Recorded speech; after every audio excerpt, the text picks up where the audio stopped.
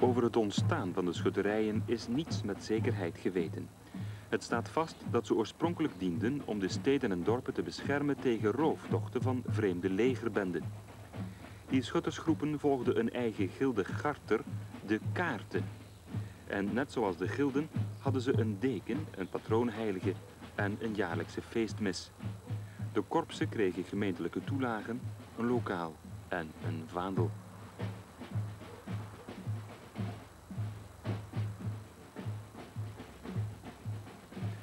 Vandaag de dag gaat het er vreedzamer aan toe in deze schutterijen.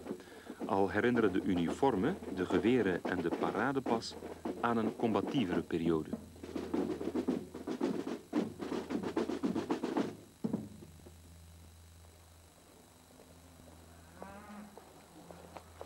Compagnie! Uit!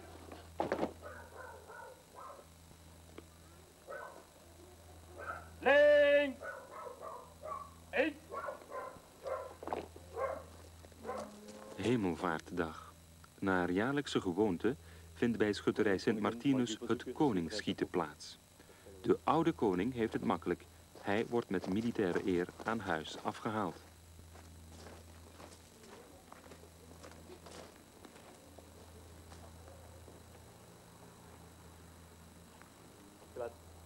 Rechts! Uit! Voorwaarts! Uit! De schutterij is bijzonder trots op het zilver dat door de koning gedragen wordt. Iedere nieuwe koning laat als aandenken een plaat maken die het jaartal en zijn naam vermeldt.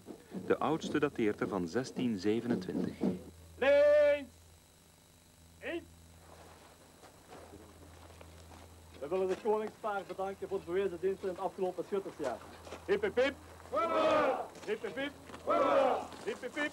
Hoera!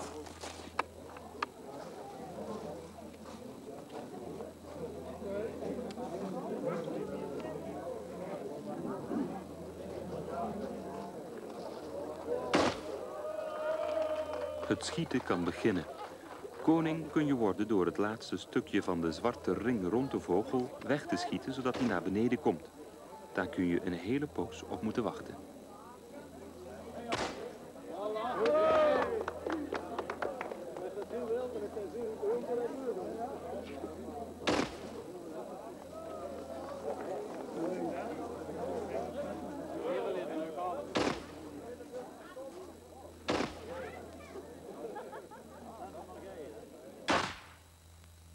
Het schieten lijkt vrij eenvoudig, maar de voorbereiding van buks en kogels is dat niet. We testen verschillende soorten poeier niet, maar verschillende gewichten van de poeier. Hè. En het beste kogelgat, gelijk wij dat noemen, en dat is bijvoorbeeld bij ons is dat 6 grijn. Dat is magnifiek. 6 grijn is een maat. Dat is een maat, ja.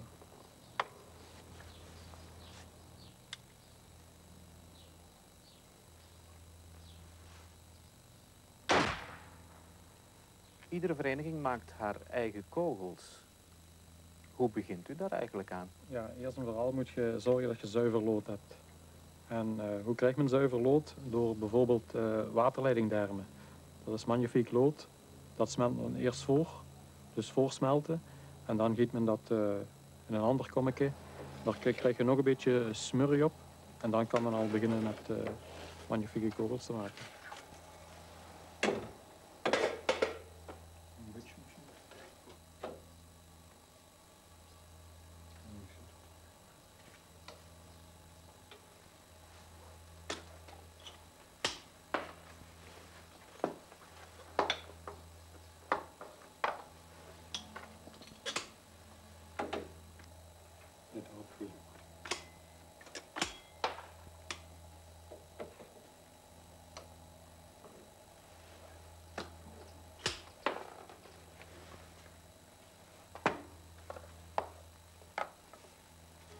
Dan gaan we dus de huls nemen. Daar doen we dus het oud slaggoedje uit. Daar vult men poeier op, de kogel erop en klaar is Kees.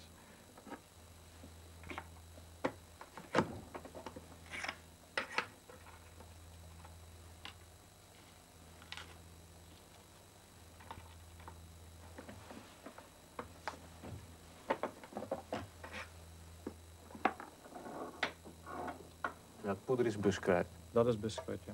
En dat wordt speciaal afgemeten? Dat wordt speciaal afgemeten. Men kan dat doen met een lepeltje, een maatje. Men kan dat doen met een molen en men kan dat doen met een weegschaal. U doet het met de weegschaal? Wij doen het met de weegschaal. Waarom moet dat zo precies zijn? Ja, als je bijvoorbeeld met een lepel laat en je hebt ietsjes meer, dan gaat de kogel te hoog. Heb je ietsjes te weinig, dan gaat de kogel te laag. Hè? En als je dat met een weegschaal doet, dat is perfect altijd hetzelfde.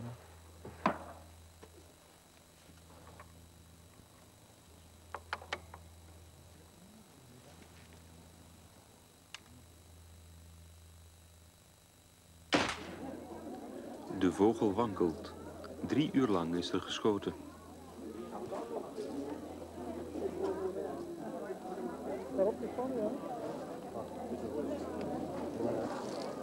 Dat gaat schieten, hè?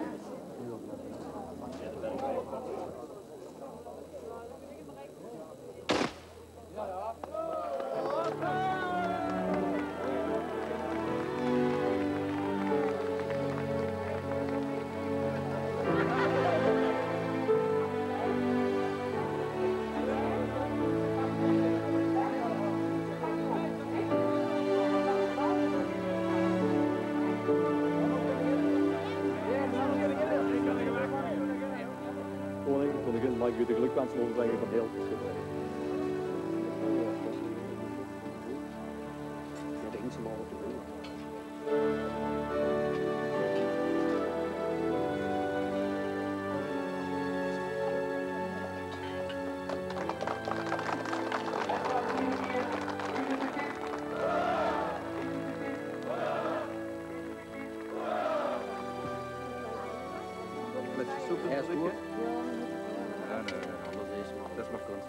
Een plezierige eerste taak voor de kersverse koning.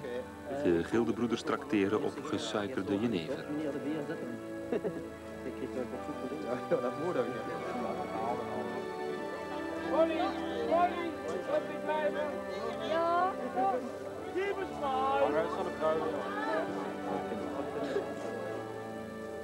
Hit de bijlen dan. Het was nog spannend op het einde, hè? Heel spannend. Dat is het altijd, gelijk ieder jaar. Heb jij een bepaalde tactiek gevolgd? Nee, gewoon schieten waar je raakt kunt. Als juist het laatste schot, dat is wel een beetje uitgekeken met de verrekijker.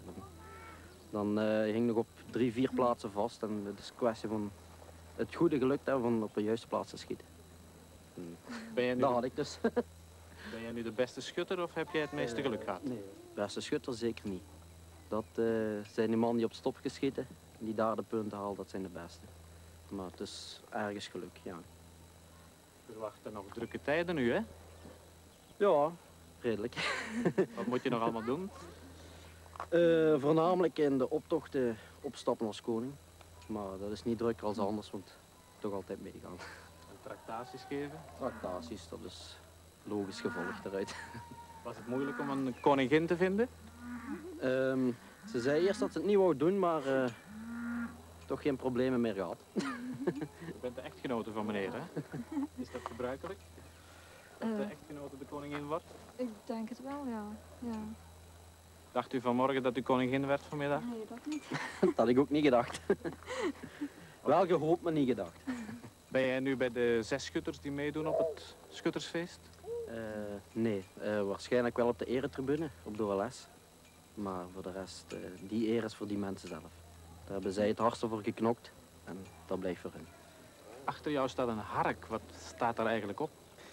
Er staan een heel aantal stopjes op waarop geschoten wordt. Er worden 18 stopjes achter elkaar afgeschoten. 18 stopjes door 6 personen. 3 stopjes de man. En hoe kom je in de volgende ronde? Door niet te missen. Dat is het enige. De eerste blunder is eruit. 1 schot gemist is fataal, dan lig je eruit. Morgen, de eerste zondag van juli, is het zover. Dan ontvangt Sint Martinus 153 schutterijen op het Oud-Limburgs Schuttersfeest. Als het weer wat meevalt, betekent dat al snel 40.000 hongerige magen.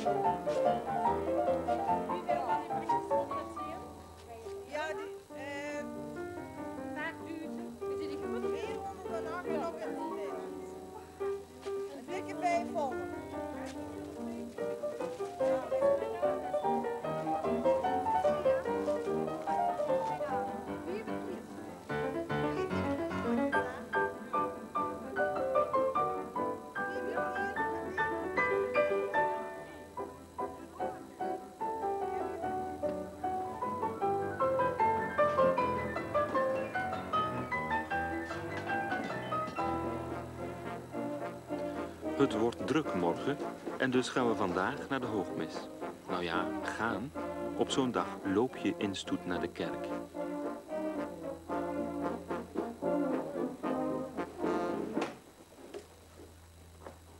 Vader Mane moet ook mee in de stoet. En dus mag de familie poetsen. Wedden dat ze in een paar duizend Limburgse gezinnen nu hetzelfde doen?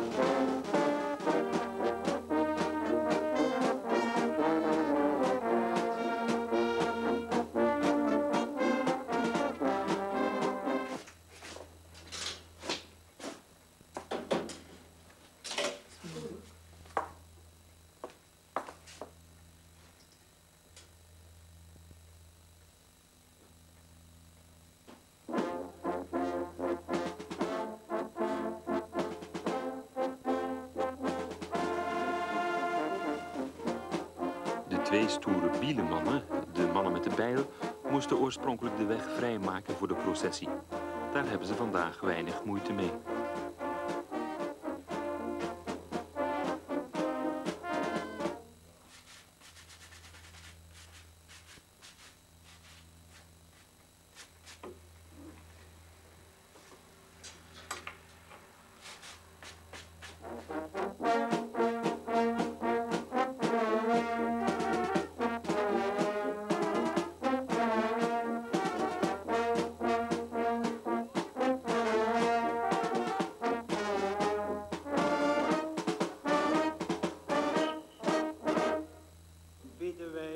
Alle mensen die de schutterijen een warm hart toedragen.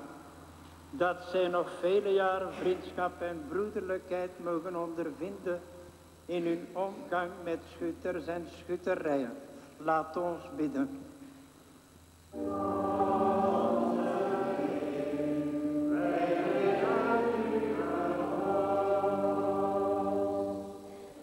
Bidden wij dat het Oud-Limburgs Schuttersfeest een feest mag zijn en blijven, dat mensen samenbrengt in een sfeer van traditie en folklore, maar ook in een sfeer van verfrissende eenheid en sportiviteit.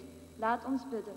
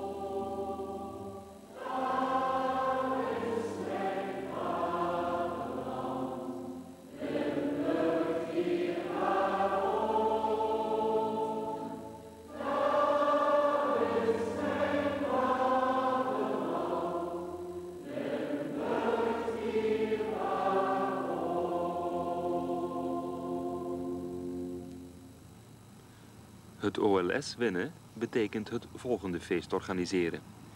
Die van Niel doen het voor de tweede keer. En hoe?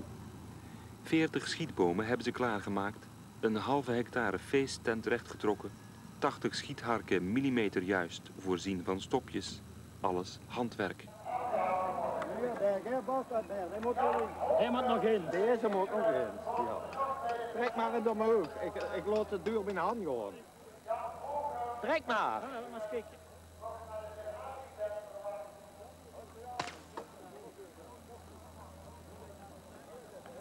Nee, want deze is van zo. Kan niet. Dan gaan deze maar los. Die zitten van goed.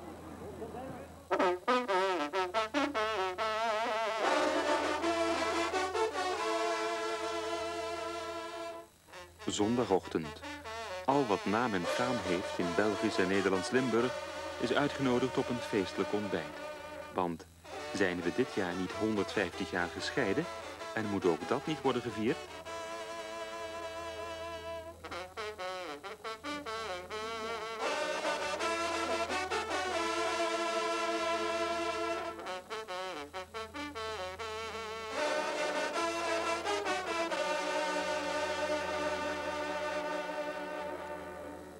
Bedankt. Maar ik denk dat ik wel de enige officier op kantoor is de generaal. Dat is de kolonel Groenraad. Ja.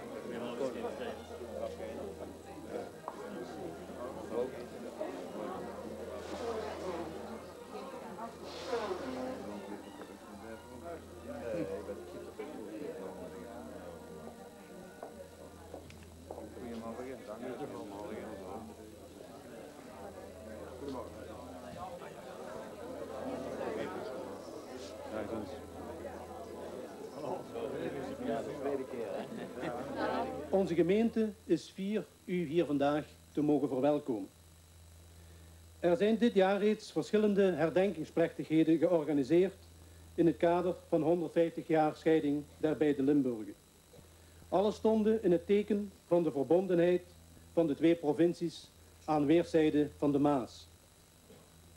Het OLS is sinds jaren reeds het verbroederingsfeest bij uitstek. Vandaar ook dat de gedachte om het oud-Limburg Schuttersfeest dit jaar in het teken te plaatsen van 150-jarige viering, dit werd spoedig bijgetreden door alle betrokken partijen. En zo kwam het dat alle betrokken partijen, de burgemeester, de partijvoorzitter, de federatiepresident en vicepresident, de organiserende burgemeester en de provinciegouverneur samen iets besloten. Ze besloten namelijk die feestelijke zondagochtend te beginnen met de kunst van het eitje pellen.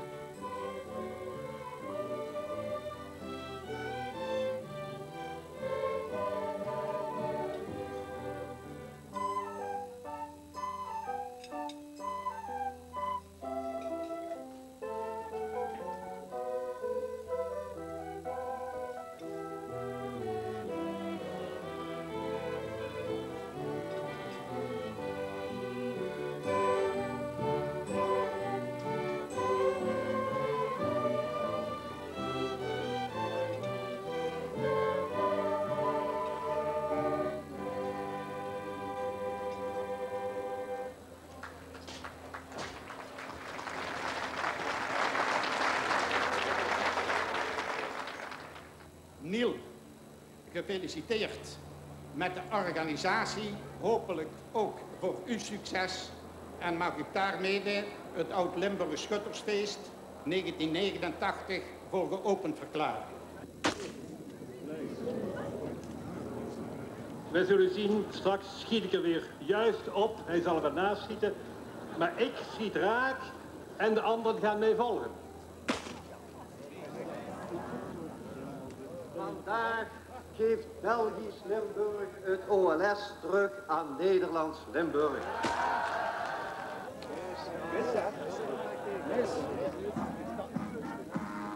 En ondanks het gehakketak voor en tijdens de openingsschoten stappen de Nederlandse en de Belgische provinciegouverneurs broederlijk naast elkaar tijdens de plechtige openingsceremonie.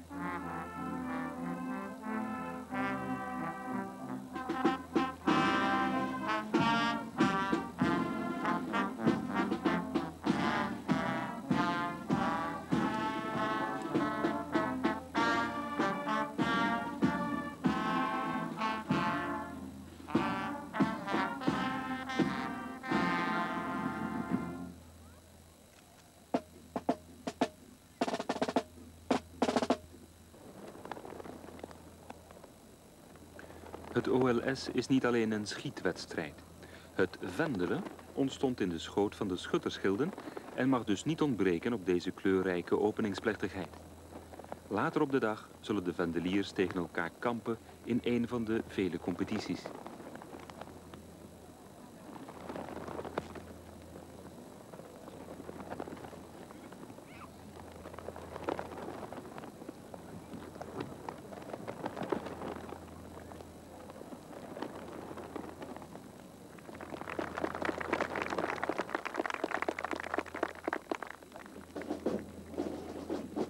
Het fraaiste onderdeel van dit feest is de 2 uur durende optocht van de 153 schutterijen.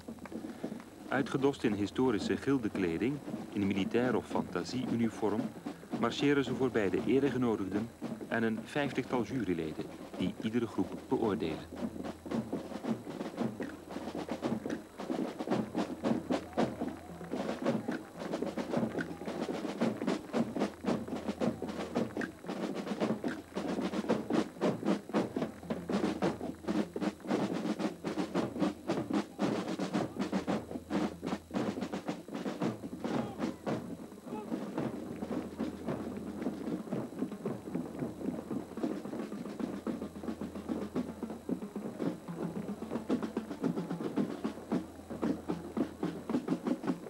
Ieder jurylid houdt zich bezig met één klein onderdeel van de stoet. Dat varieert van de staat van de uniformen, wapens en instrumenten tot de afstand tussen de bordjesdrager en de rest van de schutterij. In de optocht zijn 19 verschillende wedstrijden ingebouwd.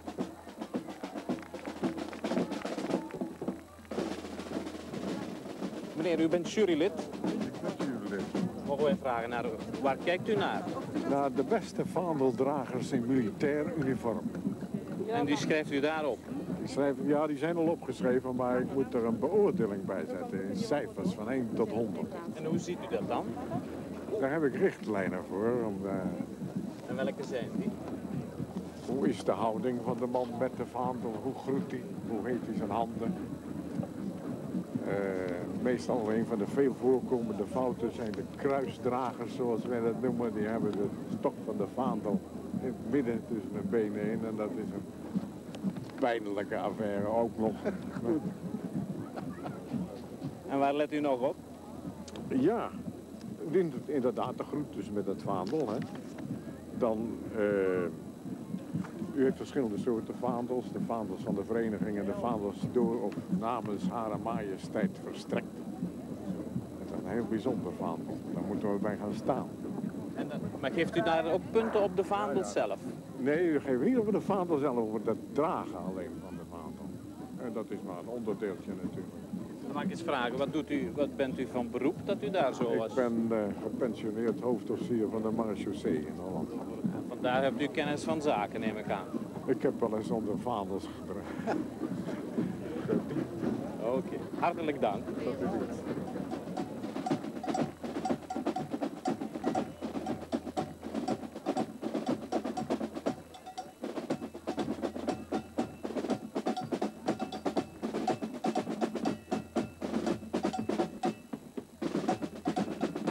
Waarschijnlijk onder invloed van het strenge normenboekje en van deze competitie worden de tradities in de schutterij vrij zuiver doorgegeven.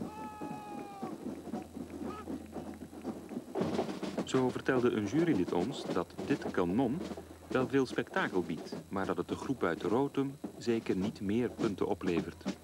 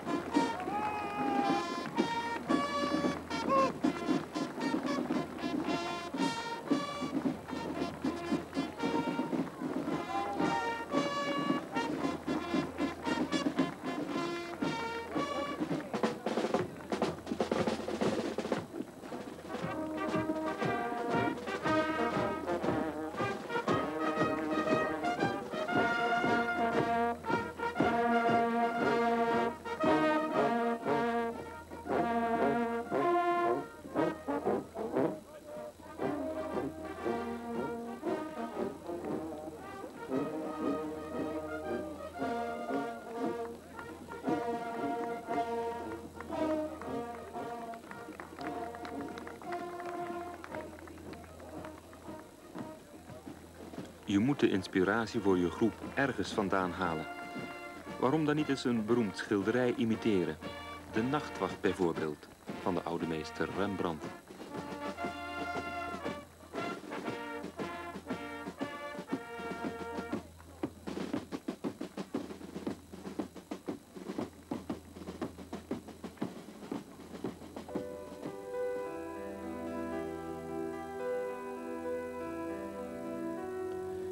En een halve kilometer marcheren ze. De bordjesdragers, bielemannen, tambourmaîtres, trommelaars en trompetters, vendeliers, marketensters, vaandeldragers, keizers, koningen en koninginnen, officieren en soldaten. En als je haar gepermanent is en er alleen maar nattigheid uit de lucht valt, is de weg naar de feestwei lang en zou je wat graag in een van de 3 reusachtige tenten zitten. Maar weer of geen weer, tradities worden in ere gehouden op het OLS. Hoewel, de laatste tijd is er wat discussie over de rol van de vrouw in de schutterij. Hoort ze er echt bij en mag ze dus ook meeschieten? Of is er alleen maar plaats voor haar in de nevencompetities, die van de beste marketenster bijvoorbeeld?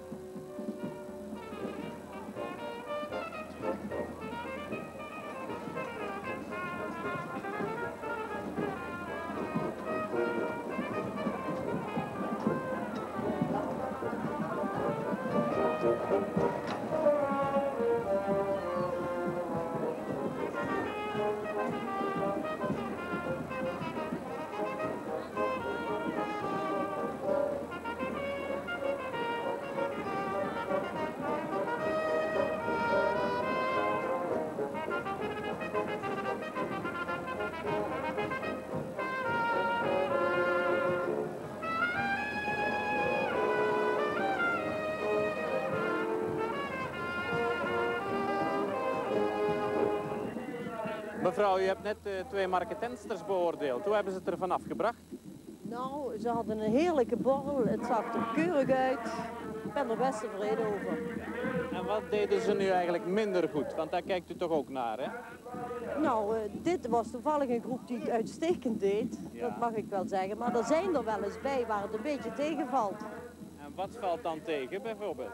Nou, als ze de kaas en de worst in pakpapier inpakken, want dit verhoogt niet de charme van het mandje van de marketenster. En dat is eigenlijk niet zo leuk. Nee. Mogen zij nu van hun eigen drank drinken? Nou, het staat nergens dat het niet mag, dus het kan best. Het mag wel, maar dat doen ze niet. Dat doen ze echt niet. Nee. En als ze het doen, dan mogen ze het niet stiekem doen? Dat kan ik niet beoordelen. Als ze het stiekem doen, dan doen ze het stiekem. Dus, Hoe komt het dat u daarvoor in aanmerking komt om als jurylid op te treden? Nou, daar word je voor gevraagd. Daar zijn verschillende boeken waar normen in staan en alles over het schutterswezen. En die moet je dan bestuderen. En nou, dan kun je eraan gaan beginnen. Het valt best tegen in het begin, maar het gaat ieder jaar beter. En, wat was eigenlijk de vroegere functie van zo'n marketenster? Nou, die had als taak om de soldaten vroeger ook te verzorgen van een borrel en iets te eten. Dat was toen ook al misschien worst, eigen gemaakte worst dan. Ik noem het maar eigen gemaakte worst. Maar dat is al uit de middeleeuwen. In de tijd van Andreas Hofer in Oostenrijk waren er al marketensers bij. Zo lang is het al, maar in het schutterswezen nog niet zo lang. En, maar het worden er steeds meer en het verhoogt ook weer de charme van de schutterij, de marketensers.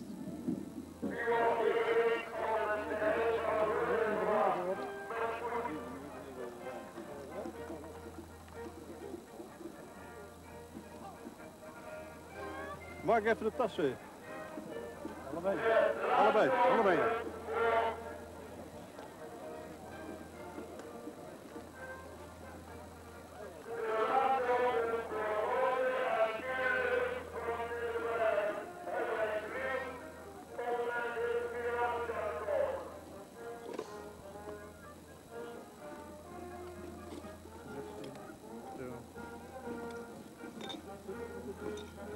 Spijkers, hebben die? Oh ja, ik zie ze. Ja, ik zie ze. Ja. Mag ik nog even de sneden zien? Mag ik ook de schede nog even zien?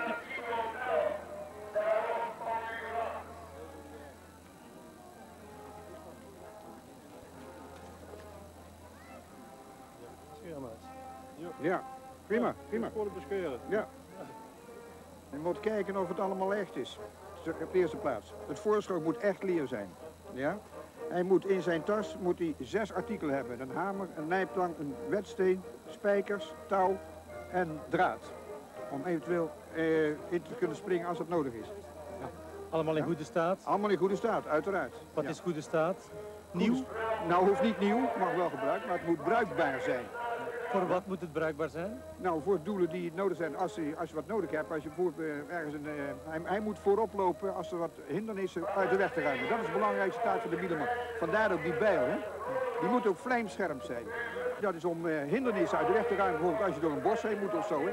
Takken en lianen, eventueel bomen om te hakken zelfs. En voor wie of wat moet hij de baan vrijmaken? Voor de rest, voor de schutterij. Zij lopen ook altijd voorop in de schutterij. Worden om 6 uur verwacht aan de generaliteit. Van oorsprong droegen de mannen, dus de sterke kerels, droegen een zware baard. En vandaar dat ze dus nu die namaakbaarden nog hebben. Maar van oorsprong is het gewoon een echte volle baard. Het waren de sterke kerels en droegen dus als teken van de kracht ook een volle baard. Dat was eigenlijk de ding. Die zijn toch hier en daar wel zeer vals, hè? Soms wel, dan leveren ze dus wat windpunten op. Als ze erg vals zijn en vals lijken, leveren ze windpunten op. Je moet goed aansluiten. Echte baard is natuurlijk het ideale. Ja. Meer elegantie gaat uit van de konings- en keizersparen die hun beste beentje voorzetten.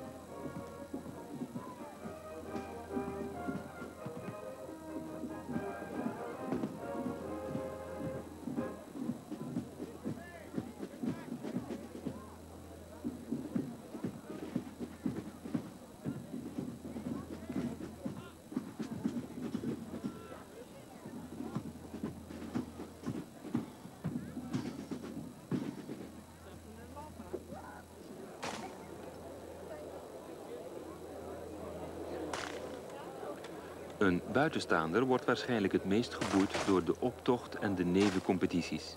De echte schutter is het te doen om de schietwedstrijd. In de volksmond de oude Limburger.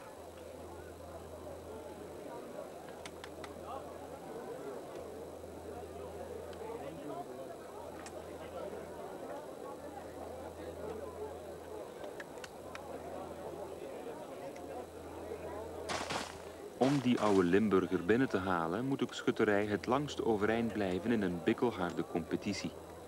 Die gaat zo. In iedere ronde laat elke vereniging haar beste zestal 18 bulkes of stokjes van 2 centimeter doorsnee uit een schietboom schieten met een zware buks. Die boom is 16 meter hoog. Elke schutter schiet 3 maal achter elkaar. Mist hij 1 keer, dan verdwijnt hij met zijn schutterij uit de competitie. Van concentratie gesproken. Worden alle 18 bulkes eraf geschoten, dan klasseert de groep zich voor de volgende kaveling of schietronde.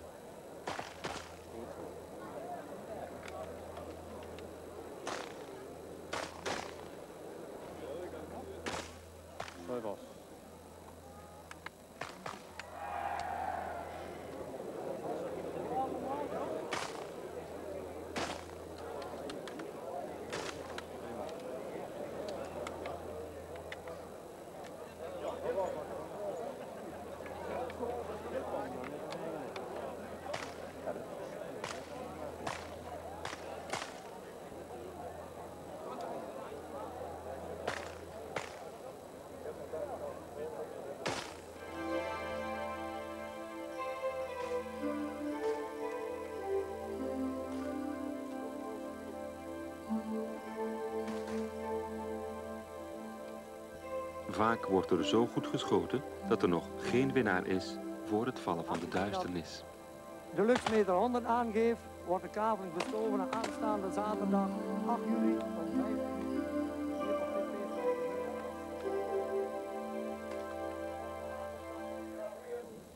Maar ook die zaterdag volstond niet om de winnaar en dus de organisator van het volgende OLS aan te duiden. En zo werd het opnieuw zondag en spannend.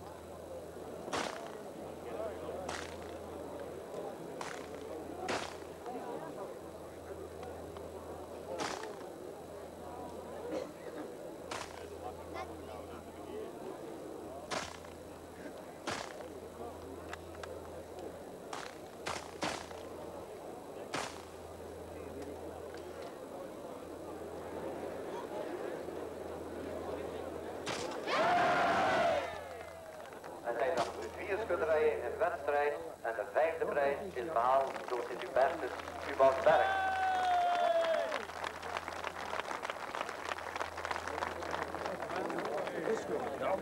Geweldig gedaan. Ja, van muziek.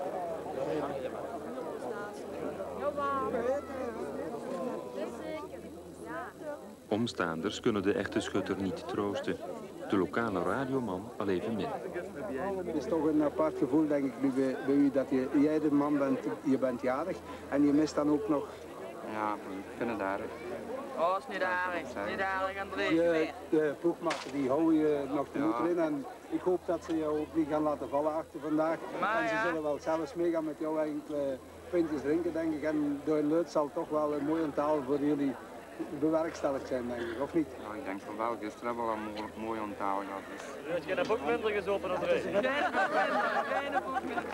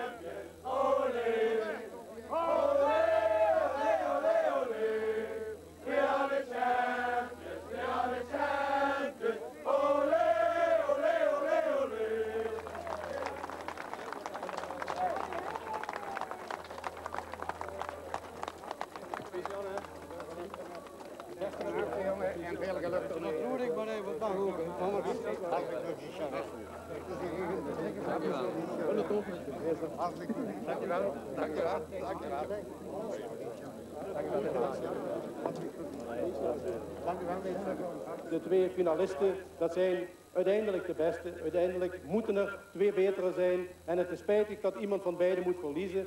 Maar in ieder geval aan Sint-Joris-Kouwelel van harte proficiat. En aan Sint-Hubertus van Schaarsberg van harte proficiat. Ik ben ervan overtuigd dat het volgend jaar even goed gaat georganiseerd worden als hier vandaag. En de Nederlandse vrienden, wij komen volgend jaar met evenveel enthousiasme terug. Het Schuttersfeest hoeft niet op het Vrijthof in Maastricht plaats te hebben. Het mag terug in uw eigen dorp, het mag terug in uw eigen buurt. En wij zullen ook weer volgend jaar een schitterend feest hebben. Beste schutters, beste vrienden, van harte proficiat en al de mensen die hier zo talrijk aanwezig waren. Dank voor uw komst, dat het schutterswezen mogen bloeien. Ik dank u.